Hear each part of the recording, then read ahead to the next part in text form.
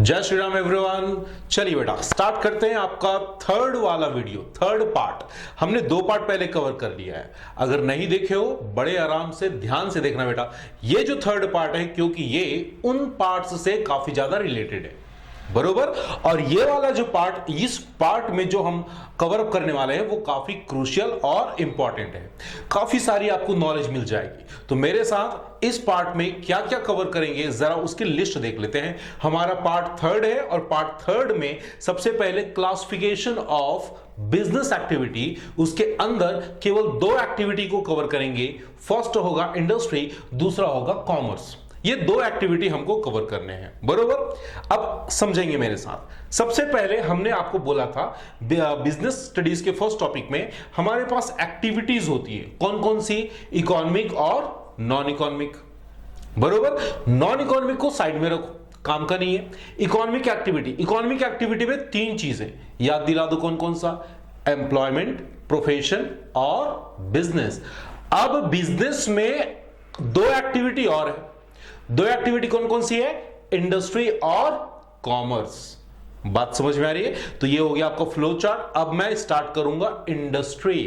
Industry क्या होता है? बेसिकली इंडस्ट्री क्या होता है? इंडस्ट्री का मतलब मेरे बच्चे जहां पे प्रोडक्शन या मैन्युफैक्चरिंग का काम होता है। सर प्रोडक्शन मैन्युफैक्चरिंग किसको बोलेंगे मेरे बच्चे? जहां इनपुट को लेकर आउटपुट में तब्दील किया जाएगा, इनपुट के प्रोसेस करने के बाद आउटपुट बनाया जाएगा, ऐसी चीजों को, ऐसे एक्टिविटी को हम इंडस्ट्री बोलते हैं। जहां पे कन्वर्जन का काम होगा, रॉ मटेरियल का कन्वर्जन होगा आउटपुट में। Getting a point? अब ये जो इंडस्ट्री है, यहां पे तीन इंडस्ट्री कैटेगराइज की जाएगी। फर्स्ट इंडस्ट्री होगा आपका प्राइमरी, सेकेंडरी और टर्शरी। तीन इंडस्ट्री बोला मैंने, कौन कौन सा, प्राइमरी, सेकेंडरी और टर्शरी। सारी चीजों को समझेंगे, बट आप थोड़े सा माइंड में सारी चीजों को रिकॉर्ड करते रहना, दिमाग में रखते रहना कि कौन सी चीज किसके नीचे आ रही है। लास्ट में मैं आपको एक समरी जरूर कराऊंगा, don't worry about it, but आपको भी थोड़ी मेहनत करनी पड़ेगी। कॉन्सेप्ट कहीं पे गड़बड़ नहीं होगा, बड़े आराम से आप देखते रहिए बस। Getting a point? तो बात कर रहे हैं किसका, इंडस्ट्री का। इंडस्ट्री में कौन कौन सी चीजें हैं, प्राइमरी, सेकेंडरी और टर्शरी। प्राइमरी, सेकेंडरी और टर्शरी। सबसे पहले प्राइमरी इंडस्ट्री। इंडस्ट्री का मीनिंग क्लियर? आगे चले। प्राइमरी इंडस्ट्री, प्राइमरी इंडस्ट्री क्या होता है मेरे बच्चे? वो इंडस्ट्री जहां से आप बेसिक चीजों को लेते हैं, रॉ मटेरियल को लेते हैं, जहां से जो इंडस्ट्री रॉ मटेरियल को जनरेट करती है, एक्सट्रैक्ट करती है, उस इंडस्ट्री को मैं बोलूंगा प्राइमरी इंडस्ट्री। कई बार इस गुड्स को, उस मटेरियल को आप डायरेक्टली कंज्यूम कर लेते हो, या फिर उस मटेरियल को, वो गुड्स किसी दूसरी इंडस्ट्री के लिए इनपुट या मैं बोलूं रॉ मटेरियल का काम करती है। प्राइमरी इंडस्ट्री हमने समझ लिया, दो चीजें आती हैं। सबसे पहली चीज आ जाएगी एक्सट्रैक्टिव इंडस्ट्री, दूसरा आ जाएगा जेनेटिक इंडस्ट्री। एक्सट्रैक्टिव इंडस्ट्री जहां ना आप बेसिकली नेचुरल रिसोर्सेज से अपने प्रोडक्शन के लिए इनपुट ले रहे हो, एक्सट्रैक्ट कर रहे हो नेचुरल रिसोर्सेज से, जहां से उसको आप विड्रॉ, ड्रॉ आउट कर रहे हो और उसको आप प्रोडक्शन प्रोसेस में यूज कर रहे हो। अगर आप ऐसी इंडस्ट्री में इंवॉल्व हो तो आपकी कैटेगरी बन जाएगी कौन सी, एक्सट्रैक्टिव इंडस्ट्री। जैसे कि पेट्रोल, जैसे कि कोयला, जैसे कि फिशरीज, जैसे कि जंगल से वुड लेना। ऐसी इंडस्ट्रीज क्या क्या काम करती हैं? बेसिकली ये खुद का कुछ प्रोड्यूस नहीं करती, क्या करती हैं, नेचुरल रिसोर्सेज को इनपुट के रूप में लेती हैं, प्रोडक्शन करती है और उसको आउटपुट में तब्दील करती है। हो सकता है कि वो उनको डायरेक्टली कंज्यूम करने के लिए ले रही हूं, जैसे कि पेट्रोल। Getting a point? कोयला, हाँ, कोयला को आप डायरेक्टली या तो कंज्यूम कर सकते हो या तो उसको किसी दूसरी इंडस्ट्री के यूज में रॉ मटेरियल की तरह यूज करवा सकते हो। Getting a point? एक बुरी बात क्या है, इस इंडस्ट्री में जो भी चीज आप नेचर से एक्सट्रैक्ट करते हो ना, उसकी रिकवरी तुरंत पॉसिबल नहीं होती। जमीन से कोयला निकाल लिया, पेट्रोल निकाल लिया, हाँ, जंगल से लकड़ी की कटाई कर ली, सोचिए ना, क्या इसकी तुरंत रिकवरी पॉसिबल है? क्या तुरंत उस चीज की भरपाई की जा सकती है? पॉसिबल नहीं है। तो ऐसी इंडस्ट्री जो नेचर के रिसोर्सेज से अपना इनपुट लेती है उसको मैं बोलूंगा एक्सट्रैक्टिव इंडस्ट्री और जेनेटिक इंडस्ट्री। जेनेटिक इंडस्ट्री वो इंडस्ट्री होती है जहां पे आप जेनेटिक्स, रिप्रोडक्शन, ब्रीडिंग के थ्रू इनपुट लेते हो, जैसे कि पेड़ खुद से उगाना, पोल्ट्री फार्म में चिकन और ज्यादा प्रोड्यूस करवाना, अंडे प्रोड्यूस करवाना, बात समझ में आ रही, फिशरीज करना, ठीक है, मछलियों का पालन करना। तो ये सारी कैसी हैं? जेनेटिक इंडस्ट्री हैं। वहां पे आप ना बेसिकली नेचुरल रिसोर्सेस को आप क्या करते हो, रिप्रोडक्शन के प्रोसेस से उसके इनपुट क्रिएट करते हो।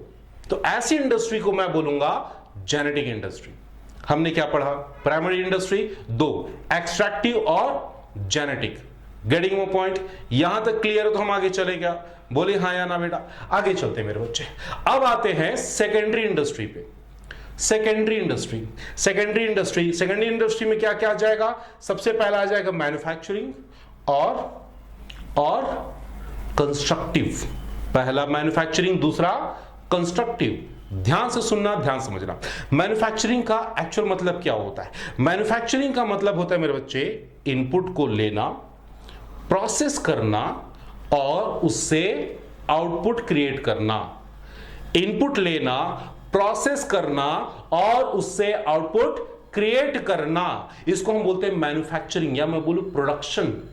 Getting a point? अब हमारे पास प्रोडक्शन कितने कैटेगरी के होते हैं? नॉर्मली इस इंडस्ट्री की अगर मैं बात करूं तो मेरे पास 4 कैटेगरी से गुड्स को मैन्युफैक्चर या प्रोड्यूस किया जाएगा। इस इंडस्ट्री में 4 कैटेगरी हम कवर अप कर लेंगे। सबसे पहले, अच्छा, चारों कैटेगरी को याद करने का तरीका क्या है? आप बोलेंगे पास। क्या बोलेंगे? पास। अब पास की स्पेलिंग क्या होती है? PASS नहीं, यहां पे स्पेलिंग होगा PAAS। क्या बोला? PAAS।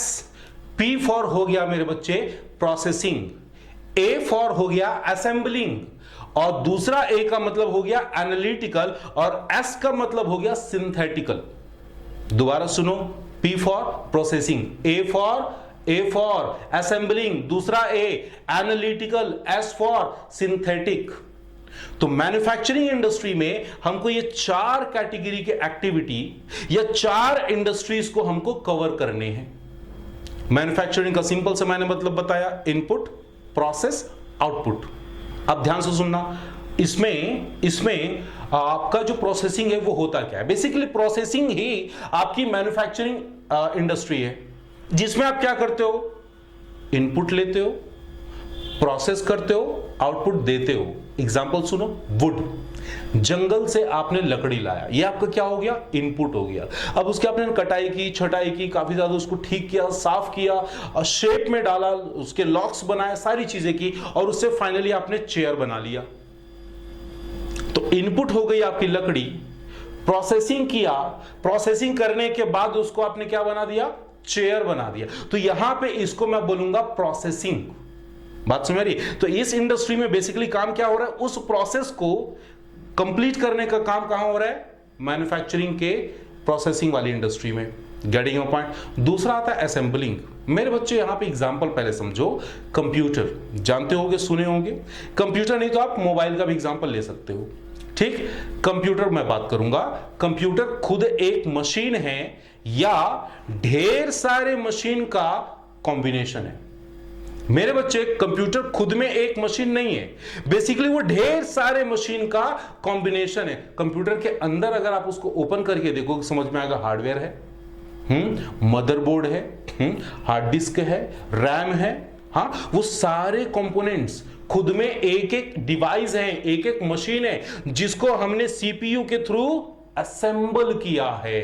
तो ऐसी इंडस्ट्रीज जो डिफरेंट पार्ट्स को असेंबल करके कुछ आउटपुट प्रोड्यूस करती, कुछ नई चीज बना देती है, ऐसी इंडस्ट्री को मैं बोलूंगा असेंबलिंग इंडस्ट्री, जो कि मेरे मैन्युफैक्चरिंग इंडस्ट्री का पार्ट होगा। जैसे गाड़ियां बनती हैं, अब गाड़ियों का इंजन कहीं और बनता है, टायर कहीं और बनता है, हेडलाइट्स कहीं और बनते हैं, और एक कंपनी ऐसी होती है, एक फैक्ट्री, एक इंडस्ट्री ऐसी होती है जो उन सारे पार्ट्स को असेंबल करती है। असेंबल करने के बाद आपके सामने रख देती है कि भाई साहब आपकी गाड़ी रेडी है। Getting your point? Assembling industry. अब आते हैं अगले इंडस्ट्री, एनालिटिकल इंडस्ट्री पे। एनालिटिकल इंडस्ट्री, एनालिटिकल इंडस्ट्री क्या होता है? जो इनपुट लेने के बाद उस इनपुट को एनालाइज करके अलग अलग आउटपुट में तब्दील करती है। सोर्स इनपुट एक होगा, सोर्स इनपुट एक होगा, लेकिन उससे बनने वाले आउटपुट, बनने वाला प्रोडक्ट अलग अलग होगा। सबसे best example crude oil. Crude oil में क्या होता है? आप जमीन के नीचे से क्रूड ऑयल निकालते हो, एक्सट्रैक्टिव इंडस्ट्री, याद आ रहा है? जहां जमीन से आप निकालते हो, गेटिंग योर पॉइंट? जमीन से क्रूड ऑयल निकाला, अब उसको पहुंचा दिया कहां? सेकेंडरी इंडस्ट्री में। सेकेंडरी इंडस्ट्री के किस में? मैन्युफैक्चरिंग में। मैन्युफैक्चरिंग के किस में? एनालिटिकल में। एनालिटिकल इंडस्ट्री में अब क्या करोगे? उसी क्रूड ऑयल से क्या क्या बनेगा? पेट्रोल बनेगा, डीजल बनेगा, कैरोसिन बनेगा, गैसोलीन बनेगा, और भी ढेर सारे प्रोडक्ट्स बनेंगे। तो आपने एक इनपुट से ढेर सारे अलग अलग कैटेगरी के आउटपुट क्रिएट किए। तो ऐसे एक्टिविटी में इन्वॉल्व इंडस्ट्री को मैं क्या बोलूंगा? Analytical industry. Getting a point? Last point, last industry, synthetical. Basically ये इंडस्ट्री डिफरेंट केमिकल को, जिनकी कुछ खुद में आइडेंटिटी नहीं होती, उन केमिकल को इस तरह से कंबाइन करती है कि उससे बनने वाले प्रोडक्ट की एक अलग आइडेंटिटी बन जाती है। अब जैसे मैं आपसे पूछूं कि भाई आप जो साबुन यूज करते हो नहाने के लिए, वो किससे बनता है? उसका इनपुट क्या है? तो बेसिकली वो कोई एक चीज से नहीं बनता बेटा, वो ढेर सारी चीजों के कॉम्बिनेशन से। अच्छा, कॉम्बिनेशन भी कैसा? एक पर्टिकुलर रेशियो, एक पर्टिकुलर मेथड, एक पर्टिकुलर टूल के हेल्प से बनता है। हर कोई साबुन नहीं बना सकता। अगर कोई बता दे कि साबुन में 4 चीजें लगती हैं, तो उन 4 चीजों को हम कंबाइन कर देंगे, साबुन बन जाएगा। Not possible. उसका एक पर्टिकुलरली प्रोसेस होगा, एक टेक्निकल फॉर्मूला होगा। ऐसे प्रोडक्शन प्रोसेस में जो इंडस्ट्री इन्वॉल्व है, उसको मैं बोलूंगा सिंथेटिकल। जैसे कि आपने साबुन बोला, और प्लास्टिक भी कुछ ऐसी तरह से मैन्युफैक्चर, या क्या बोलना चाहिए, प्रोडक्शन किए जाते हैं। पेंट, वॉल पे जो लगता है ना पेंट, उस पेंट को भी इस तरह से बनाया जाता है, जहां पर उसके इनपुट की अस्तित्व नहीं रहती। उसका इनपुट आपको पता ही नहीं चलेगा कि उसमें कौन सा इनपुट डाला हुआ है। आपको बस केवल पता चलेगा कि आउटपुट या वो जो प्रोडक्ट है वो क्या है। बस इतना आपको पता चलेगा, उससे ज्यादा पता नहीं चल पाएगा। Getting your point? तो मैन्युफैक्चरिंग इंडस्ट्री में हमने चार और सब कैटेगरी की बात की। सबसे पहला बोला प्रोसेसिंग। एग्जाम्पल क्या याद रखोगे पता है? प्रोसेसिंग के लिए वुड प्रोसेस चेयर, बरोबर। फिर आपने बोला असेंबलिंग के लिए सबसे बेस्ट एग्जांपल कंप्यूटर। फिर एनालिटिकल में क्या देखेंगे बेटा? पेट्रोल, क्रूड ऑयल से petrol, diesel, kerosene, gasoline. Clear? उसके बाद आप लेंगे सिंथेटिक में 3 एग्जांपल लिख सकते हो, पेंट, प्लास्टिक, सोप, ये सारी चीजें। Getting a point? Secondary industry का हमने एक पार्ट मैन्युफैक्चरिंग कवर अप कर लिया। अब बात करते हैं कंस्ट्रक्टिव इंडस्ट्री का। कंस्ट्रक्टिव इंडस्ट्री क्या होता है मेरे बच्चे? जहां पे बेसिकली कंस्ट्रक्शन का वर्क हो रहा हो, ब्रिज बनाना है, बिल्डिंग बनाना है, डैम बनाना है। हाँ, तो यहां पे बेसिकली कौन से काम हो रहे हैं मेरे बच्चे? कंस्ट्रक्शन के काम हो रहे हैं। तो जहां पे रॉ मटेरियल को यूज करके कंस्ट्रक्शन का प्रोसेस किया जाए, ऐसी इंडस्ट्री को मैं क्या बोलूंगा? Constructive industry. क्या मेरी बात यहां तक समझ में आ गई? बोलिए हाँ या ना बेटा। Is that clear? चले आगे, बरोबर। ध्यान से सुनना, नोटिंग जरूर बनाना बेटा। अगला है टर्शरी इंडस्ट्री। टर्शरी इंडस्ट्री वो इंडस्ट्री जिसका खुद का कोई अस्तित्व नहीं है, वो इंडस्ट्री जो दूसरों पे डिपेंडेंट है। अगर दूसरी इंडस्ट्री ना हो तो ये इंडस्ट्री बने ही ना। या दूसरे वे पे आप इस इंडस्ट्री को संकट मोचक बोल सकते हो। क्या बोलोगे? संकट मोचक। सर क्यों? क्योंकि ये इंडस्ट्री दूसरे इंडस्ट्री के प्रॉब्लम्स को सॉल्व करने का काम करती है। तो हो गया ना संकट मोचक। अरे बाबा, वो पर्टिकुलर इंडस्ट्री, वो पर्टिकुलर चीज जो दूसरों के प्रॉब्लम को सॉल्व करने के काम में आती है, क्या बोलोगे? संकट मोचक। कैसे? अगर देखो हमने अभी तक क्या पढ़ा, प्राइमरी इंडस्ट्री, सेकेंडरी इंडस्ट्री, है ना? प्राइमरी में क्या था? एक्सट्रैक्टिव और जेनेटिक। सेकेंडरी में क्या था? मैन्युफैक्चरिंग और कंस्ट्रक्टिव। इन सारी इंडस्ट्री में क्या क्या प्रॉब्लम आते होंगे, जरा इस बात को समझना। सबसे पहले गुड्स को पैक करने का जरूरत पड़ता होगा, पैक करने का प्रॉब्लम आता होगा, ठीक? तो एक और इंडस्ट्री बन गई, पैकिंग इंडस्ट्री। गुड्स को एक जगह से दूसरी जगह ले जाने का प्रॉब्लम आता होगा, एक और इंडस्ट्री बन गई, ट्रांसपोर्टेशन इंडस्ट्री। गुड्स के बारे में दुनिया को बताना है, प्रमोशन करना है, इंफॉर्मेशन देना है, एक और एजेंसी, एक और इंडस्ट्री बन गई, एडवर्टीजमेंट इंडस्ट्री। कस्टमर से, सेलर से, प्रोड्यूसर से, रिटेलर से, इन सबसे कम्युनिकेट करना है, इंफॉर्मेशन शेयर करना है, कम्युनिकेशन इंडस्ट्री। तो ये सारी जो इंडस्ट्री की हम बात यहां पे कर रहे हैं, ये सारे कैटेगराइज होते हैं कहां पे? टर्शरी में। तो टर्शरी खुद में कोई इंडस्ट्री नहीं है, वो इंडस्ट्री दूसरों को सपोर्ट, हेल्प करने के लिए बनाई गई है। इसका मतलब जब भी कोई इंडस्ट्री होगा उसके पीछे कोई ना कोई टर्शरी इंडस्ट्री काम में आ रही होगी, तभी वो इंडस्ट्री ग्रो कर पाएगा। Getting a point? बोलिए हाँ या ना बेटा। अगर यहां तक बातें क्लियर है तो एक काम करते हैं, इंडस्ट्री के लिए स्पेसिफिकली एक फ्लो चार्ट बना लेते हैं। सबसे पहले मैंने टॉप में लिखा इंडस्ट्री। इंडस्ट्री में मैंने तीन चीजें। सबसे पहला प्राइमरी इंडस्ट्री, सेकेंडरी इंडस्ट्री और टर्शरी। प्राइमरी के अंदर क्या था याद दिलाओ? प्राइमरी के अंदर दो इंडस्ट्री थे। कौन कौन से? इजी, EG, एक्सट्रैक्टिव और genetic.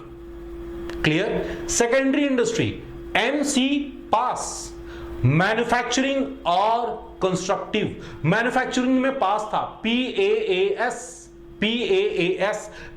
P for processing, A for assembling, दूसरा A एनालिटिकल और S का मतलब होता है सिंथेटिकल। क्लियर? तो हमने इंडस्ट्री, प्राइमरी, सेकेंडरी, याद करो लास्ट वाला कौन सा था? टर्शरी। अब टर्शरी के मैंने कोई स्पेसिफिक कैटेगरी नहीं बनाए थे, मैंने बोला था कि ये बिजनेस को हेल्प करने के काम करता है। Clear? Packing, advertisement, communication, banking, insurance, warehousing, ये सारे किस में आ जाएंगे? टर्शरी में आ जाएंगे। तो यहां पे आपका एक पार्ट जो बिजनेस एक्टिविटी का था, इंडस्ट्री, वो होता है कंप्लीट। बात करते हैं दूसरे पार्ट का, जिसमें हमको समझना है कॉमर्स। कॉमर्स क्या चीज होती है मेरे बच्चे? इंडस्ट्री में आपका फोकस जहां पे प्रोडक्शन, मैन्युफैक्चरिंग पे था, गुड्स प्रोड्यूस करने पे था, कॉमर्स में तुम्हारा काम, कॉमर्स में तुम्हारा फोकस उसको बेचने और उससे रिलेटेड एक्टिविटी पे होगा। क्या बोला? कॉमर्स का मतलब क्या हुआ यहां पे? कॉमर्स का मतलब बिजनेस के फ्री फ्लो को सपोर्ट करने के लिए जो एक्टिविटी होती है उसको हम बोलते हैं कॉमर्स। Getting a point? अब कॉमर्स में दो कैटेगरी के आ जाएंगे, पहला होगा ट्रेड, दूसरा होगा एड्स टू ट्रेड। कई लोग इसको ऑक्सिलरीज टू ट्रेड भी बोलते हैं। आप जैसा एग्जामिनेशन में, जैसा आपके बुक में गिवन है वैसा समझेंगे। तो हमने बोला ट्रेड, दूसरा ऑक्सिलरीज टू ट्रेड। अब समझना ट्रेड क्या होता है। ट्रेड का सीधा सीधा हिंदी मतलब व्यापार, धंधा, जहां पे खरीदना और बेचने का काम होता है। जैसे कि आपके बाजू में गारमेंट के शॉप देखे होंगे, क्या लगता है वो खुद गारमेंट बनाता है या केवल खरीद के बेच देता है? खरीदता है और बेचता है। खरीद के सीधा सीधा बेच देता है बेटा। जो गारमेंट बनाता है वो तो इंडस्ट्री में फॉल करेगा ना, इंडस्ट्री में, सेकेंडरी इंडस्ट्री में फॉल करेगा। मैन्युफैक्चरिंग में जो कॉटन को लेता है, धागे बनाता है, फिर उससे कपड़े बनाता है और उससे आपके top, jeans, shirt, T shirt manufacture करता है। क्लियर? तो जब मैं कॉमर्स की बात करूंगा तो दिमाग में बस इतना रखना, खरीदने और बेचने से रिलेटेड सारी एक्टिविटीज की बात चल रही है। अब उसमें आ गया ट्रेड। ट्रेड का सीधा मतलब व्यापार, धंधा, खरीदना और बेचना। Auxiliaries to trade. मेरे बच्चे कुछ देर पहले ना टर्शरी इंडस्ट्री पढ़े थे। एग्जैक्टली यहां पे जो ट्रेड को सपोर्ट करने के लिए, जो एक्टिविटी है, ट्रेड को सपोर्ट जो करता है उसको हम बोलेंगे एड्स टू ट्रेड्स या फिर ऑक्सिलरीज टू ट्रेड। कुछ कुछ याद आ रहा है जिसमें हमने क्या बोला था? Advertisement, banking, insurance, warehousing, communication, transportation, ये सारी चीजें बात किए थे, बरोबर। तो ऐसा करते हैं, पहले ट्रेड को और अच्छे से समझ लेते हैं, then finally aids to trade को कवर करेंगे, बरोबर। ध्यान से सुनना। ट्रेड में सबसे पहला हम ले लेंगे मेरे बच्चे दो कैटेगरी, एक होगा इंटरनल ट्रेड, दूसरा होगा एक्सटर्नल ट्रेड। अब इंटरनल ट्रेड का मतलब क्या होता है? हमने क्या किया, पूरे बिजनेस को, पूरे ट्रेड को दो कैटेगरी में बांट लिया। बोले इंडिया के अंदर हो, एक पर्टिकुलर कंट्री के जियोग्राफिकल बाउंड्री के अंदर जो ट्रांजैक्शन होंगे, जो बिजनेस किया जाएगा, जो धंधा, जो व्यापार किया जाएगा, उसको मैं बोलूंगा इंटरनल ट्रेड। अरे बाबा, इंटरनल मतलब उस पर्टिकुलर एरिया के अंदर हो गया ना। तो यहां पे एरिया का मतलब क्या ले रहा हूं मैं? पूरी कंट्री। उस कंट्री के अंदर जो भी ट्रेड किया जाएगा, खरीदने बेचने का काम किया जाएगा, उसको मैं बोलूंगा इंटरनल ट्रेड। और अगर मेरी कंट्री से बाहर कहीं पे, कंट्री के बाहर कहीं पे अगर सेल परचेज का काम होता है, तो उसको मैं बोलूंगा एक्सटर्नल ट्रेड। एक्सटर्नल ट्रेड में दो पार्टी इन्वॉल्व होंगे, लेकिन उन दो पार्टी के साथ दो कंट्री इन्वॉल्व होंगे। एक कंट्री बेच रही होगी, दूसरी कंट्री उसको खरीद रही होगी। जबकि internal trade with in geographical boundaries of a country, उस कंट्री के अंदर ही आपका ट्रेड कंप्लीट होगा, उसको मैं बोलूंगा इंटरनल। और अगर एक कंट्री से दूसरे कंट्री में बिजनेस हो गया, एक कंट्री से दूसरे कंट्री में खरीदने बेचने का काम हो गया, तो ऐसे ट्रेड को मैं बोलूंगा एक्सटर्नल ट्रेड। थोड़े और डेप्थ में समझें, इंटरनल ट्रेड। इंटरनल ट्रेड फिर से हम हेडिंग लिख लेते हैं। इंटरनल ट्रेड में दो आते हैं, एक होलसेल ट्रेड और दूसरा retail trade. Wholesale trade, retail trade, की पॉइंट समझना। होलसेल ट्रेड क्या करता है? बेसिकली ये होलसेल ट्रेड जो है, ये मैन्युफैक्चरर या फिर प्रोड्यूसर से गुड्स बल्क में खरीदता है और उस गुड्स को बेचता है रिटेलर के पास स्मॉल क्वांटिटी में। क्या बोला? होलसेलर या फिर मैं बोलूं होलसेलर एक मिडिल मैन होता है किन दोनों के बीच में? मैन्युफैक्चरर और रिटेलर। बात सुन मारिए, और मजे की बात सुनना। होलसेल ट्रेड में क्वांटिटी कैसी होगी? बल्क में होगी। और सुनो, होलसेल ट्रेड में सिंगल लाइन ऑफ प्रोडक्ट होगा। आपने देखा होगा जो होलसेल ट्रेडर होते हैं ना, वो या तो साबुन के ट्रेडर है, या तो अनाज के ट्रेडर है, या तो इलेक्ट्रॉनिक आइटम के ट्रेडर है। वो सारी चीजें नहीं खरीदते बेटा, कि उसी की शॉप में आपको साबुन भी मिल जाए, अनाज भी मिल जाए, मसाले भी मिल जाए, स्नैक्स के आइटम भी मिल जाए। Not possible. Getting your point. But in case of retail trade, retail trade मतलब आपके बाजू का शॉपकीपर, जिसके पास सारी चीजें होती हैं। साबुन चाहिए मिल जाएगा, तेल चाहिए मिल जाएगा, अनाज चाहिए मिल जाएगा, शक्कर चाहिए मिल जाएगा, सारी चीजें मिल जाएंगी। Getting your point. Wholesale trade की बात कर रहे थे। होलसेल ट्रेड, सबसे पहली चीज, होलसेल ट्रेड में बल्क क्वांटिटी खरीदी जाएगी। किससे? मैन्युफैक्चरर से खरीदेगा, रिटेलर को बेचेगा। दूसरी बात, ये क्या करेगा मेरे बच्चे? ये सिंगल लाइन ऑफ प्रोडक्ट पे काम करेगा। Getting your point. बात कर रहे हैं रिटेल ट्रेड का। होलसेल ट्रेड समझ गया, जस्ट अपोजिट या इसके कॉन्ट्राडिक्शन में रिटेल ट्रेड होता है। रिटेल ट्रेडर या फिर मैं बोलूं रिटेलर की जगह पोजीशन काम होती है। बेसिकली ये होलसेलर से गुड्स खरीदता है और कंज्यूमर तक पहुंचाता है। तो आप लोग सोच के बताइए, आप किससे डील करते हो? होलसेलर से डील करते हो या रिटेलर से? बेसिकली आप डील करते हो रिटेलर से, क्योंकि होलसेलर तो छुट्टे में माल बेचता ही नहीं है बेटा। Getting your point. मेरे बच्चे ध्यान समझो, रिटेलर क्या होता है? रिटेल ट्रेड क्या होता है? होलसेलर से गुड्स खरीदने का, बरोबर, और उसको कंज्यूमर को बेचने का। This is called retail trade, बरोबर। आगे सुनो, यहां पे चीजें स्मॉल क्वांटिटी में सेल की जाती, छोटी क्वांटिटी में सेल की जाती है, एंड इनके पास वैरायटी ऑफ प्रोडक्ट होता है। ये सिंगल लाइन पे काम नहीं करते। जैसा भी कुछ देर पहले मैंने क्या बोला था, जो चीज चाहिए रिटेलर की शॉप में तुमको मिल जाएगा। अलग अलग जगह जाने की जरूरत नहीं है, एक जगह सारी चीजें मिल जाएंगी। Getting a point? तो हमने इंटरनल ट्रेड में कितने कैटेगरी समझ लिए? 2। सबसे पहला होलसेल ट्रेड, दूसरा रिटेल ट्रेड। अब जरा बात करते हैं एक्सटर्नल ट्रेड की, जहां पे 2 कंट्री इन्वॉल्व होगी, जहां पे 2 कंट्री इन्वॉल्व होगी। तो अगर मैं इसको कुछ इस तरह से समझूं कि यहां पे है मेरा कोई अदर कंट्री ले लेते हैं यहां पे, और वहां पे ले लेते हम हमारा प्यारा सा इंडिया, बरोबर। यहां से अगर माल भेजा गया, और हम तो इंडियन है ना बेटा, हम इंडिया की ओर से बात करेंगे, यहां से माल भेजा गया, तो तुम लोग सोचो इंडिया में माल आया कि गया? अगर इंडिया गुड्स खरीद रहा है, इंडिया में कोई भी आदमी अगर इंडिया गुड्स खरीद रहा है तो उसको मैं बोलूंगा इंपोर्ट। क्या बोलूंगा?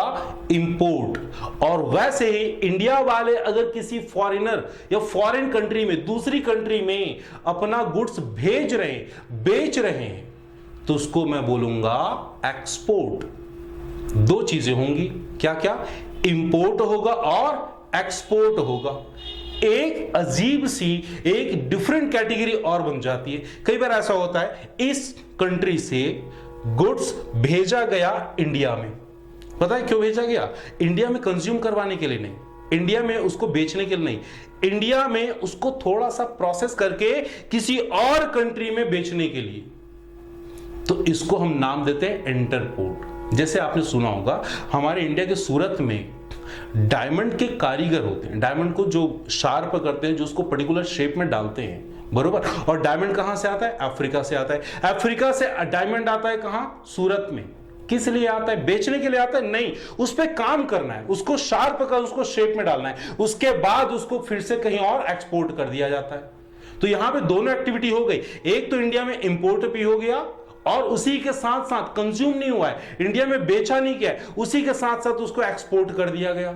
इसको हमने नया नाम दिया, क्या बोला? इंटरपोर्ट। क्या नाम दिया मेरे बच्चे? इंटरपोर्ट। तो फटाफट लैंग्वेज को समझ जाएंगे, इंपोर्ट, एक्सपोर्ट और इंटरपोर्ट। क्या यहां तक मेरी बात समझ में आ गई? बोलिए हाँ या ना। लास्ट पॉइंट देखेंगे बेटा, aids to trade. Aids to trade, और दूसरे वर्ड्स में क्या बोल सकते हैं? Auxiliaries to trade.